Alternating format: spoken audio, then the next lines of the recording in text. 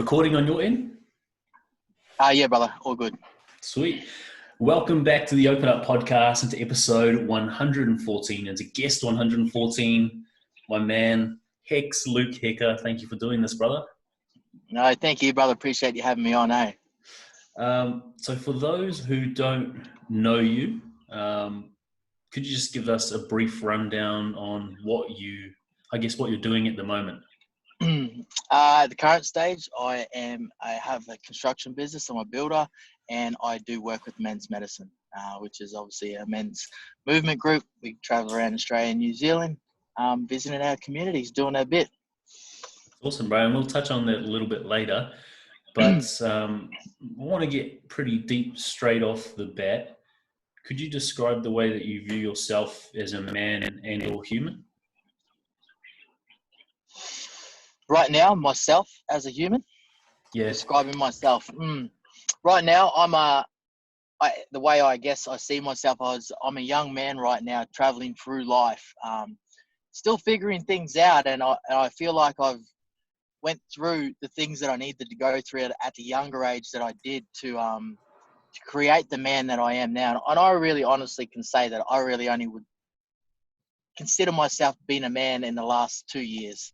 Because before that, I was a little boy, and I was playing in the little boy lane, and it's, I guess that's something that my ego has to deal with.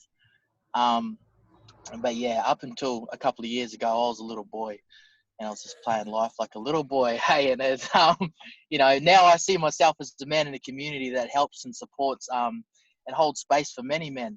And I'm out there doing my thing, showing little boys the way to be a man, I guess. That's how I see myself. That's pretty open, bro, and it's cool that you can, I guess, take responsibility and be accountable, hold yourself accountable for being that person. What traits or what actions or what behaviors were you exhibiting to, I guess, see yourself as a little boy back then? Oh, it's funny that this conversation, this is happening right now, because today marks like 102 days that I've actually quit alcohol this year. Damn. And and that was one of the biggest things. That was one of the traits that I was just not okay with. Like many men out there, like many men and women, I was just a little stubborn little boy out there just boozing up every weekend, doing the party scene, doing the same shit, and it wasn't serving me in my life everywhere. And it it pretty much potentially dug me into a hole in life that I didn't really want to be in, and everything around me was burning down. Yeah, that makes sense, man. I guess you mentioned like some of the stuff you had to go through, I guess, growing up. We might as well dive into that and like go through your story up until Men's Medicine. Yeah, okay. Definitely. We'll start off where I grew up. I grew up in a little country town called Quilpie, which I know everyone out there is probably going, where the hell is that? It is in Queensland. It's way west. Like, I don't know, a lot of people may have heard of Birdsville. It's about as, everyone's like, no, I don't know where that is. Is that on this earth? It's a very small town. Like, when I mean small, like, 100 people in the community. Wow. So, there's a servo, there's a pub, that kind of small. So, and the next town just down the road is Eromanga, which it's the furthest town from the sea in Australia. So that paints a little bit of a picture for people about how far west I'm from. And I grew up there, man. My mum and dad worked in the shearing sheds. I pretty much went to school for the first half of the year, and then the next half of the year, all through my primary school years, I travelled Australia, working in the shearing sheds, just on the road with my mum and dad, travelling around. So, and it was, this is something I'm sure you get a lot from people, but are you Maori and you're brought up in Aussie? This is the trick question. Everyone gets me, and they see this guy and they're like, and he's got, his last name's Heka, but he sounds different. Like, what is this? And it's just pretty much a product of where I grew up. Like, where I grew up, is very country. It was straight country. But my mum and dad are both Mouldy, both from New Zealand, both born and bred there, and then they moved over here and had me and my other siblings, which is obviously, there's another funny story there as well. I've got two brothers, Tama and Tahi, and then there's Luke. So I don't know what happened. I'm still yet to know their mum what happened, why she called me Luke, but I guess I'm blessed in that sense as well. Yeah, keep going through the story from there, bro. I just wanted to know, because I know that trips a few people up when they're looking at you or interacting with you.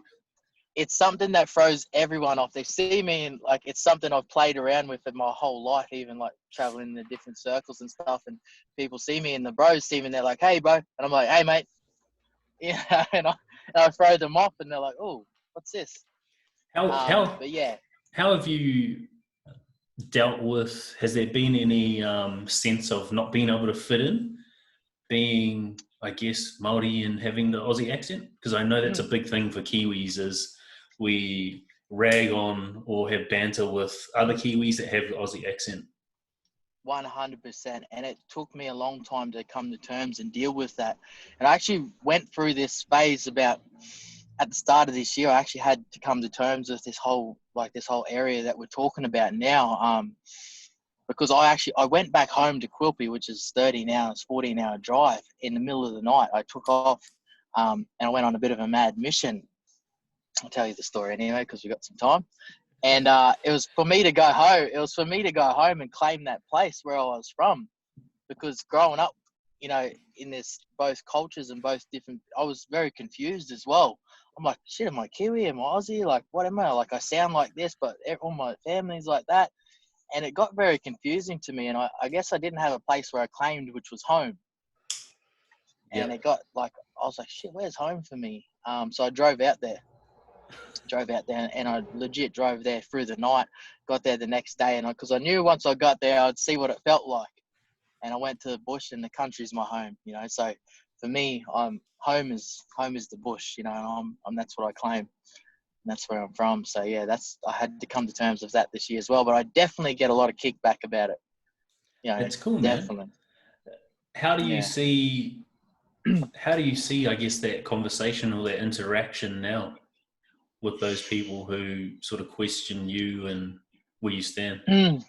I guess I guess in the Mouldy culture, when I go into there now, I'm very respectful in the way I approach that. I'm like, hey, look, so I just wasn't fortunate enough to grow up in this culture, which was the culture which is my background. I grew up in a different area. I had around me was a lot of Aboriginal community and cowboys, and that was it. And that's what I grew up with, and that's just what I was with. So I accept that, and I'm just very respectful now when I come into those circles. I'm like, hey, look, I don't even know what you're saying. Like, now you're going to speak to me in Mouldy. I'm sorry, I can't understand you. Yeah. But they're generally, it's not too bad. Now that the way I pitch it and the way I explain it, and just to let people know, hey, look, sorry, I just didn't grow up over here, so I don't know. They're generally pretty good. I get a lot of people awesome, look me up and down and be like, oh, who's this guy? But, it's pretty hard to, be pissed off at me or say anything nasty to me. I'm always showing up with a smile on my doll, Let's go back to childhood, bro. And I guess if there were a couple of experiences you had that you feel influenced your life, whether they were trauma or just general moments of impact. Yeah, definitely. My childhood was very, very open. My dad and I had so much freedom as a kid.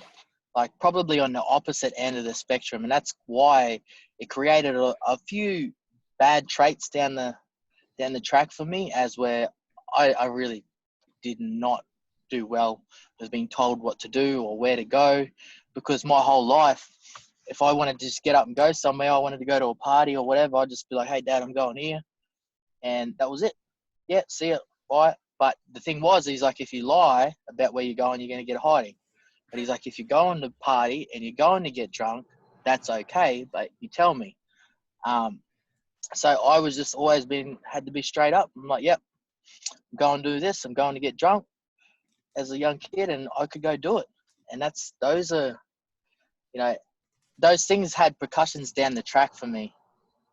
As I grew into a younger man, it was like I tried to fit into a normal society where people you know, you got to do as you're told. Especially I went to a boarding school. You know, I didn't do well with being told what to do because I'd had so much freedom. And I guess another thing was the environment. The product of the environment was the shearing industry, which I was predominantly around for my whole childhood. It was there's a lot of drugs and alcohol in there, you know. Oh, wow.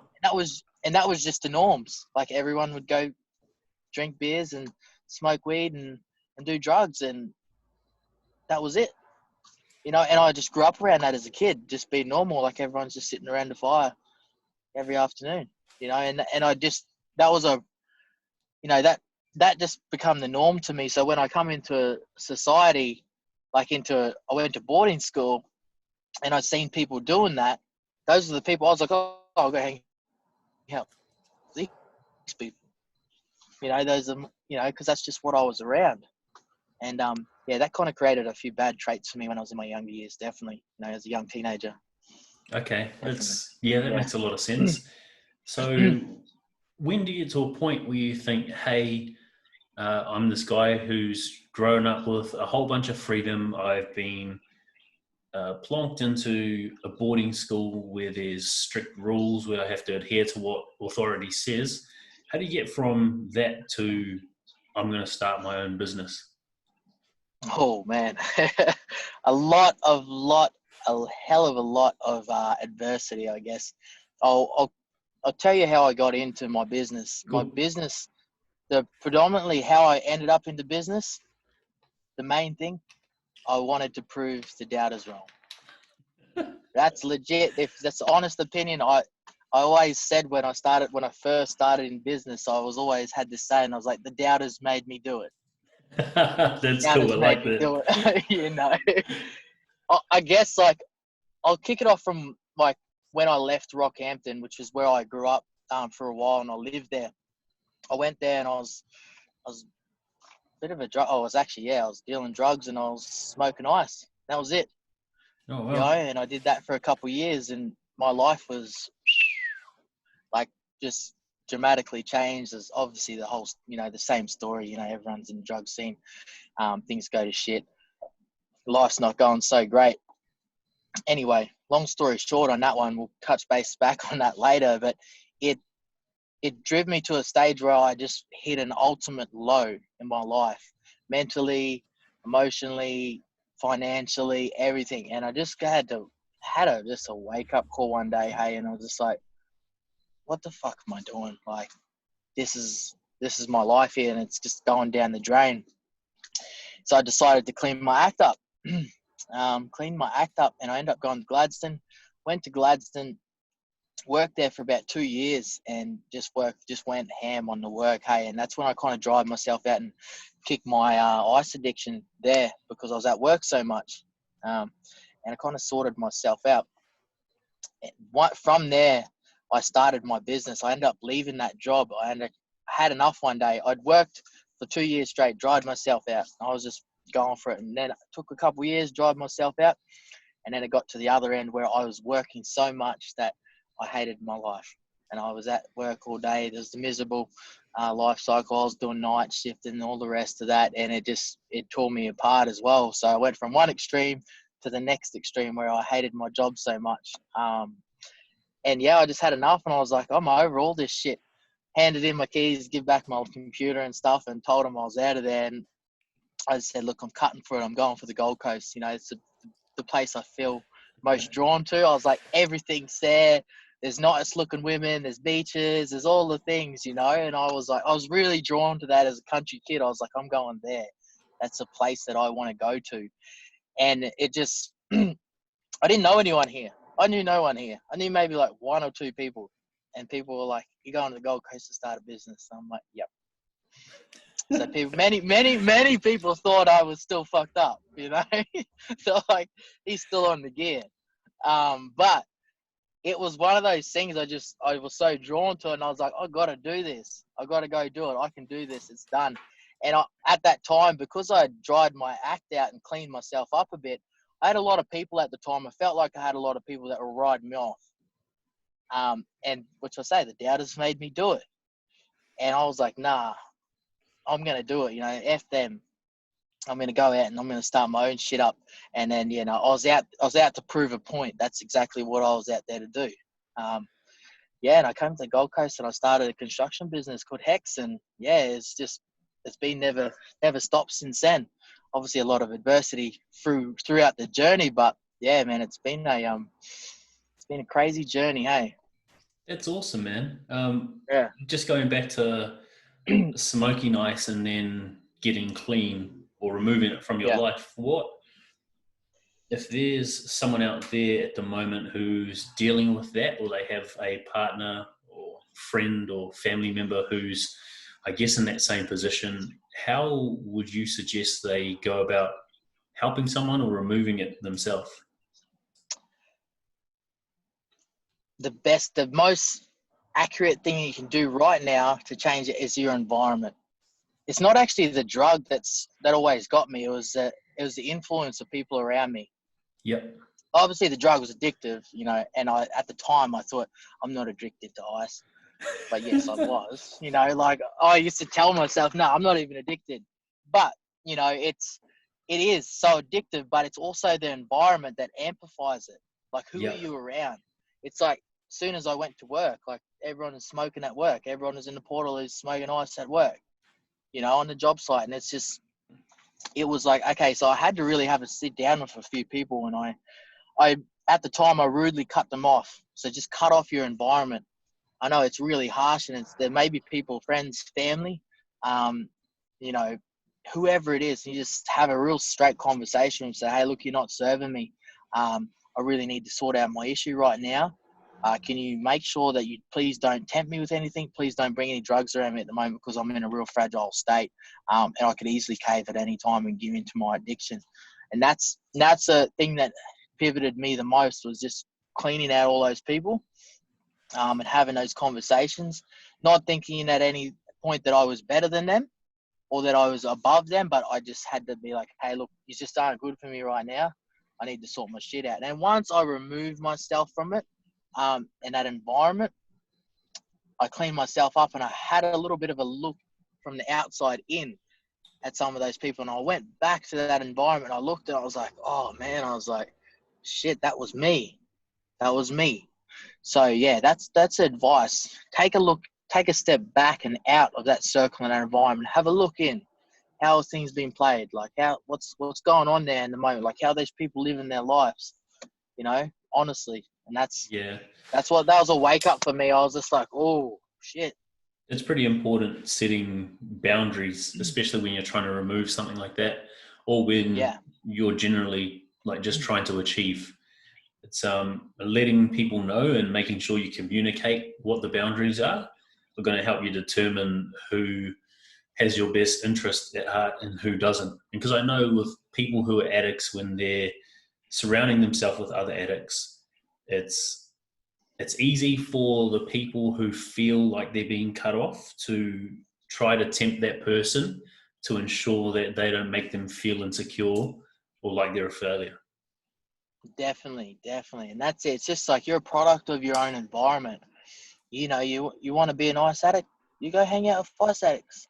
You want to be a football player, you go hang around with football players. It's just simple maths, and it's just something I had to really sit down. And that's where I had to get real clear on what I wanted. I was like, I don't want to be an ice addict. Now I want to be a builder and build houses. I was like, okay, where are those people? I'm going to go hang out with them.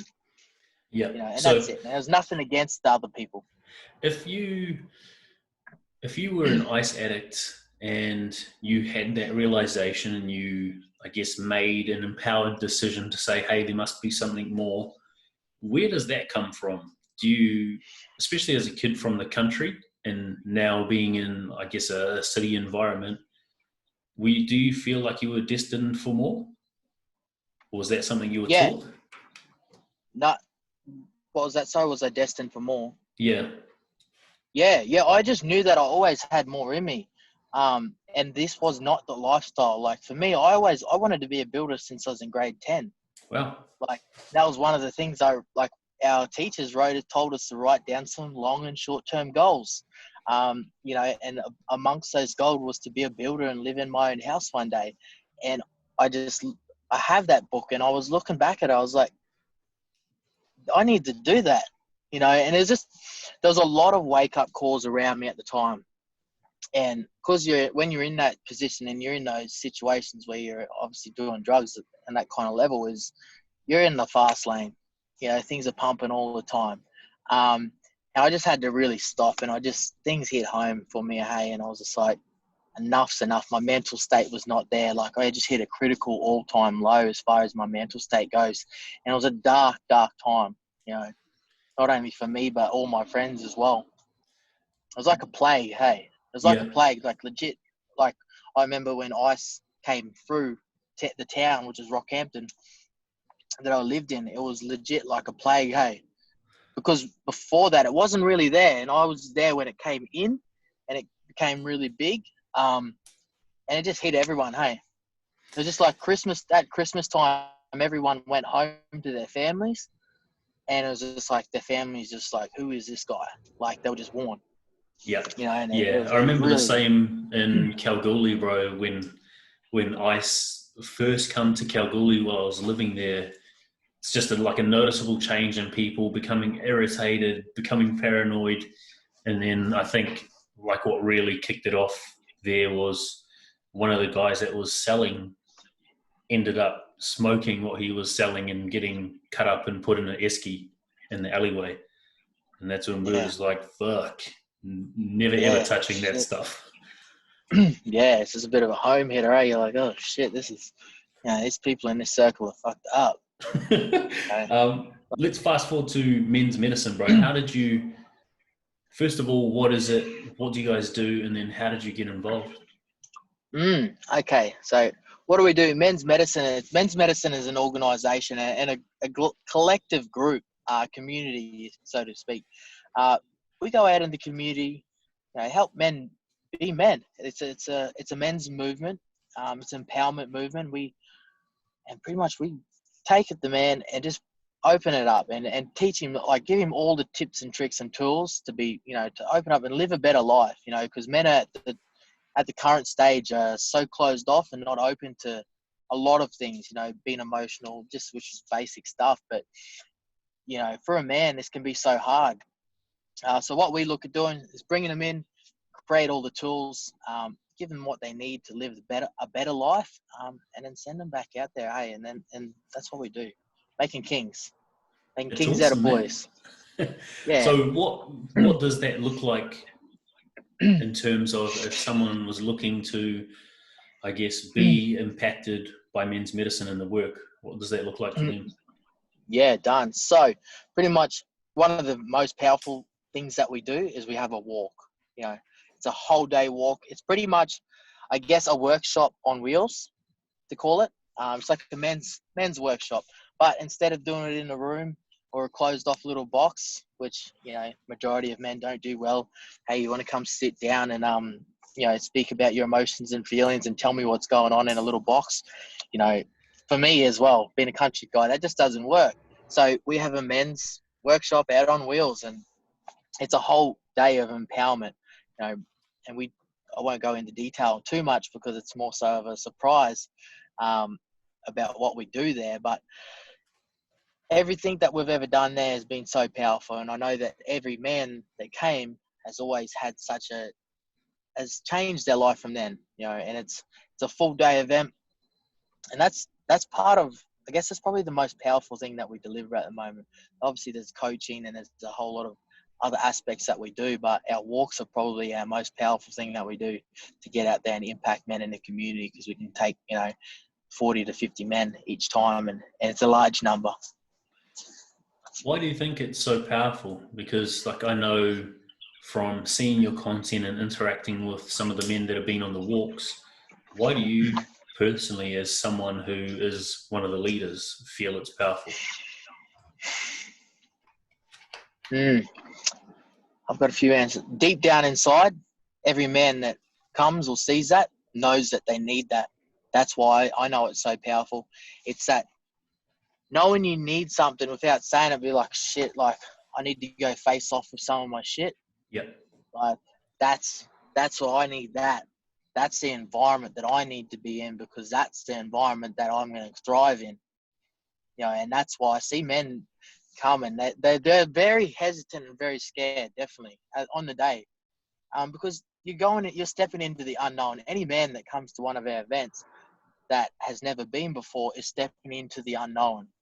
And that's part of being a man and stepping up in life and just giving to yourself, is doing the things you may not know. Okay, this is going to serve me. I guess there's that level of vulnerability that's shown in our media and in our content, that men are like, oh, these guys are doing that. Shit, I could be doing that too, I'm going to lean into that. So that's where our leadership comes into play, and it's going first. Cool.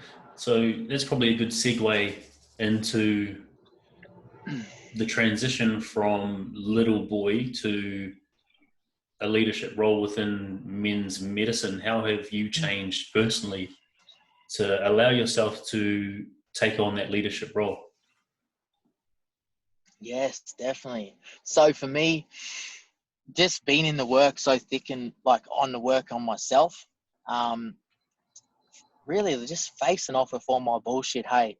And obviously there's a lot of things like extreme leadership that we went to last year. That was a really big turning point for me as well. So for me, like going from this little boy and this guy that wasn't accepting his shit into this man right now that I am, where I'm leading the charge and, showing up for the men in my community, there was a whole bunch of personal work on myself in that space, such things, courses and things such as extreme leadership, really getting to know myself, like confronting things, being, having those tough conversations that you don't really want to have with yourself. Just, there's a lot of work in there as well. I guess if there's some things that I really struggled with, like stepping into that role, is probably one of the biggest things I struggled with was connection. In what way?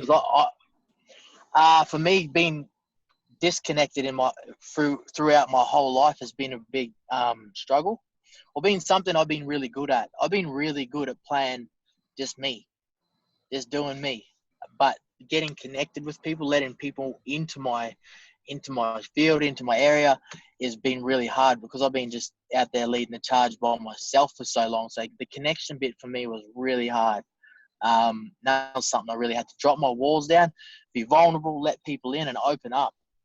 I guess that's one of the biggest things I had to overcome, stepping into, is my vulnerability and opening up, because I never used to let anyone in, not talk to anyone about anything.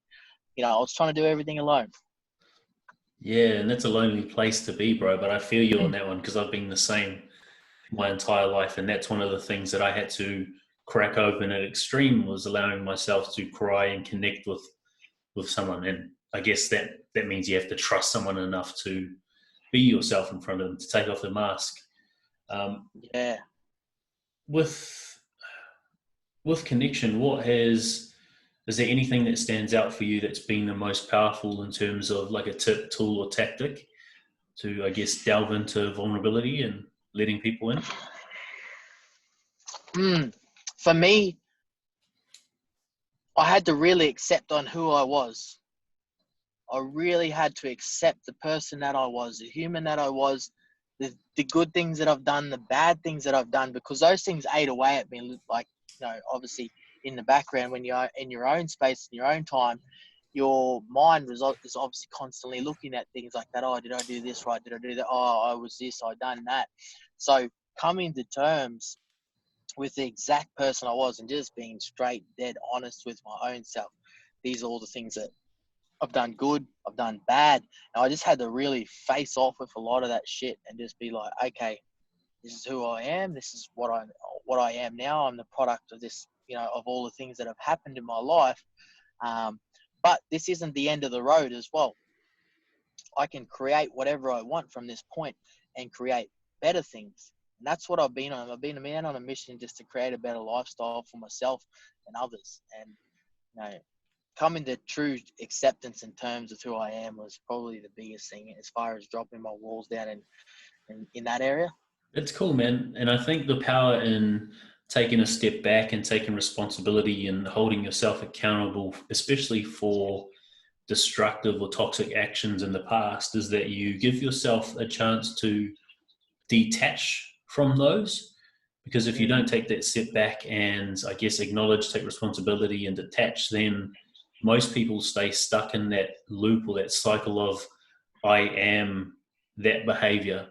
So if you cheated, if you're an addict, it is, I am an addict or I am a cheater, rather than I behaved in a way which led me to cheat or become an addict. And that's what got me stuck in the circle for so long, was that story that you tell yourself. Like you said, I was in that story and I just kept, everything, something good would happen, I'd self-sabotage it because, I had that story of, I was this or I was that person, and that's where a lot of self-sabotage come up throughout my life. And and it didn't serve me at all. So coming to terms with myself is the best thing you can do. Last question about your story, bro. Talking about the doubters made me do it. How have you been able to shift away from that? Because that is inherently like a negative reinforcer, a negative driver. Have you been able to shift from that and, I guess, turn it into a more positive driving force? The doubters made me do it. Yes, I had to. I actually hit a critical low about 2 years ago in my business, in life in general, because guess what? I had no more doubters. And I legit was in my business and in life, and I was like, and I was feeling really unmotivated, and I hit a real critical low in a lot of areas. And I was like, shit, that drive was not there. As where before that, I had all these people writing me off and I was trying to prove them wrong. I really, really lost that. And it took me about 2 months. And I really hit a critical low again. And I was like, here I am again. I was like, I've hit a low again and I've got no doubters. What do I do? And I realized that my why had to be there. And I changed, the doubters made me do it to my why. My why was strong, why am I being a builder? Why am I doing these things in life? And then once you find your why, say goodbye, brother. It's, I like that. That sounds like a video to me. Yeah, that is. And that's, I guess that transition was the bit where I leveled up really heavily, because I was like, shit, I was out there trying to be that little boy, trying to prove everyone wrong. Like, yeah, I'll beat yous, I'll do yous wrong. And then I was like, got to a stage, I was like, there are no more. All those people I thought doubted me, like, don't doubt me anymore. They actually speak to me and they support me. Yeah, and that's the problem. You lose you start looking for people to doubt you, which is toxic as fuck. That's exactly what I was doing. I was like, I need some more doubters. And then I was like, that's legit the first thing. When it clicked to me, I was like, shit, no one doubts me anymore. I looked for some. I swear to God, I looked for some. I was like, I'll find some of these people, and then I'll get back on the horse. I'll keep charging, But it took me a little while. I went down a bit of a road there as well, and finding my why. Why I do anything now. I don't do anything without a why. Cool. What is the why? Gonna go do nothing. For me, the long-term why is obviously, there's a few things. For me, it's to be a property developer and a builder. Be very successful in my business and many other businesses as well. I've got a few other little things on the side that I'm working on. Also, to make a massive impact in the world of men. I want to be able to change the world's perspective on men and how men are perceived in the world today, and create massive change, like around everywhere. I don't want the next, my kids and my kids' kids, they shouldn't have to grow up and live in a stage the way I lived and grew up as well. So I guess change, is what I'm after in this life. Awesome, man. Let's get to your, I guess, morning, nightly routines, because for anyone that follows you on social, you're a very active person and very open and transparent with some of the actions you take to ensure that your day goes well. What are some actions? That's it. You know, like I get this question quite a bit often. You know, what fuels the machine? You know, what petrol have you got, Mr. Heka? And for me, it's like I fuel myself with the best stuff I can. You know, which starts with a really good, solid morning routine. And for me, what that looks like is the first hour of the day. The first hour of the day is my hour. Like I get up at 4 o'clock. I used to get up at 5, but I realized obviously between 5 and 6, people are up getting around. I'm like, between 4 and 5, nothing's going on between then. If you're up, if I'm getting a phone call at between 4 and 5 o'clock in the morning for work, it's not work. You know, someone's either on the pistol, you know, it's not important. So that first hour of the morning is my hour. The hour of power, brother. The hour of power. And what are some of the things you implement? Yeah, I'll run through my morning routine. So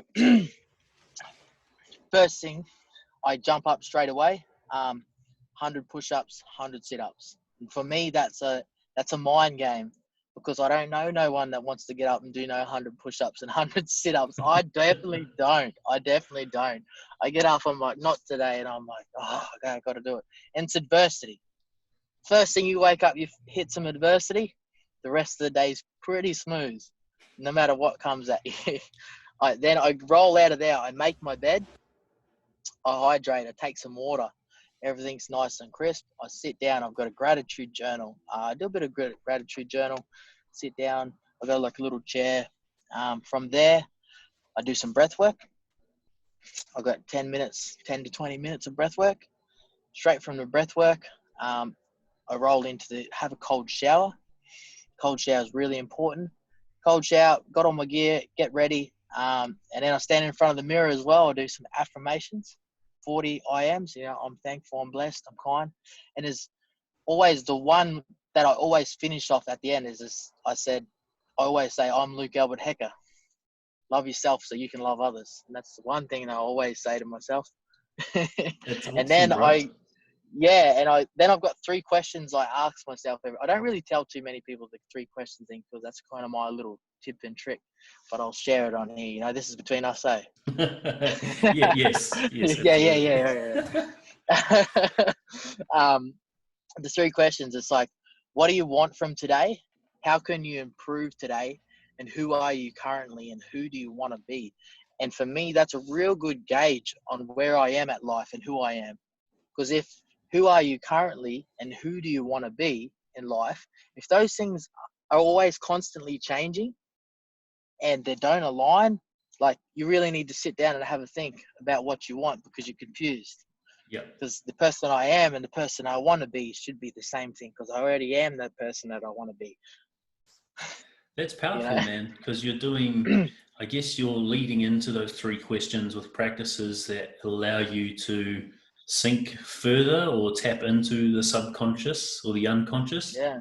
And so exactly. when you get to those questions, you're going to be, I guess, more likely to use all the memories and experiences you've accumulated over the years in the subconscious and tap into that for a real raw answer rather than just a logical one that makes you feel safe. Fitting anything out. And it's like and then the last thing before I walk to the door, and I've got a hand on my door, like a little picture of a hand. I've sketched my hand. I put my hand up there and I put my hand on my heart. I'm like, I take 3 deep breaths. And I'm like, and I'm like, are you ready to go? And then if I'm ready to go, I walk my ass out the door and I kick it off, But if I'm not ready to go, it's okay. It just means something might not be there. And I've sat down many times and I'm like, might be agitated. I might be tired. Something could be coming up. Could be pissing me off. I sit down and I address it. And then once I address it, then I'm right to go. Because for me, it's like once I step outside that bedroom door, life's just there, and life's beautiful, life's bliss, and life can be a pain, life can be awesome, but, it can be very hard at times. So preparing myself before I go out there. That's then I'm ready pretty cool, man. I have never heard that before. And that's probably one of the coolest things I can think of doing. So I'm stealing that. Yeah. You're stealing that? That's Yep. all right. Yeah. Well, it's just because this is between me and you, no one else. Yeah. You know? Nah, that's one of the things that sets my day. And for me, it's like a mental game. I'm like, because something comes up in the day, and I'm like, shit, you said you were ready. Like, you said you were ready. Don't try back out now. Because, you know, that's it. And like, and the same thing when I go home at night time and I close my door, I'm like, I look at that door, I'm like, whew, thanks for the day. We're back again. Till tomorrow, I'll see ya. You know, That's awesome, and it's bro. just that mental game, man. It's just that. Also, another thing I guess I welcome is it's adversity. It's one little thing I set my intention with in a day. I'm like, what adversity can I have today? And I know that's weird, but I'm like, sometimes I ask for it. Yep. Because I'm like, okay, what do I want today? Because there's so many lessons there. It's like I always sit and I set some intentions in my day, and I'm like, what adversity do I want today? You know, some days I bite off more than I can ask for, but it's that's part of life, hey. That's awesome, bro. Part of life. You need to make a video or like a dedicated video or podcast to their routine. That's epic. Yeah, man, and that just for the people that's been formed over years. That's not just something I just scribbled down and I was like, yeah, crack, I'll just give this a go. It's like something that was being worked up to serve me. And I actually have different routines when I'm in different places as well, just because I'm not so fortunate enough to have the space that I have or the room if I'm in a motel or whatever. I've got to change it up a little bit, you know? And that's worked up over years to suit how I live. And everyone else's looks different, but it's more so about having one and working on it consistently, adding to it. And that's just what's happened over the years. I've just got it down to a fine art. And yeah, it's just taken off. And it serves me so well. Awesome, man. It serves me so well. Yeah. A couple wrap-up questions and we'll get to the end of this, my man. Knowing what you've been through, knowing you viewed yourself as the little boy, you needed doubters to, I guess, do well, knowing that you were addicted to ice and that you've pulled yourself off of it, what would you say the quality of your life is like now? Man, if I can live a much better quality of life than what I'm living now, like, oh man, like shit. Like really, like the quality of the life I'm living right now is good. And it shows. It legit shows on this thing on my face. You're lucky you got a pretty smile, bro. Yeah, man. People always ask me. I know I'm living a really good life, and people are like, "Why are you always smiling?" And I'm like, "Shit, I don't know, eh?"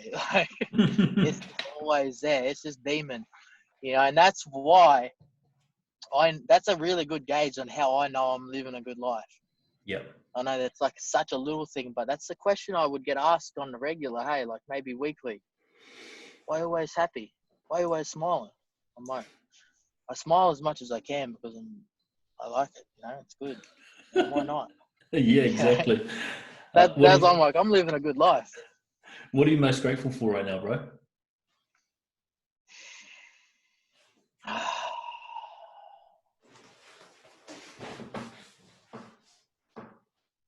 Opportunity. Nice. Opportunity, man. Like, opportunity to not only just opportunity everywhere, opportunity to live, love, lead, you know, in business. I live in a world of abundance.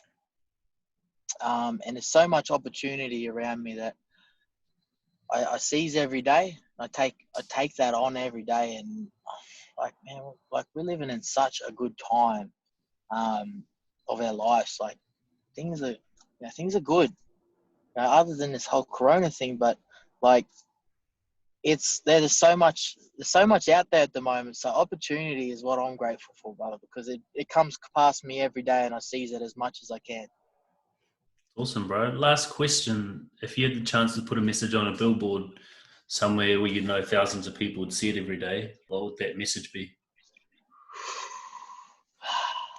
Yeah, brother, I know this one. Easy.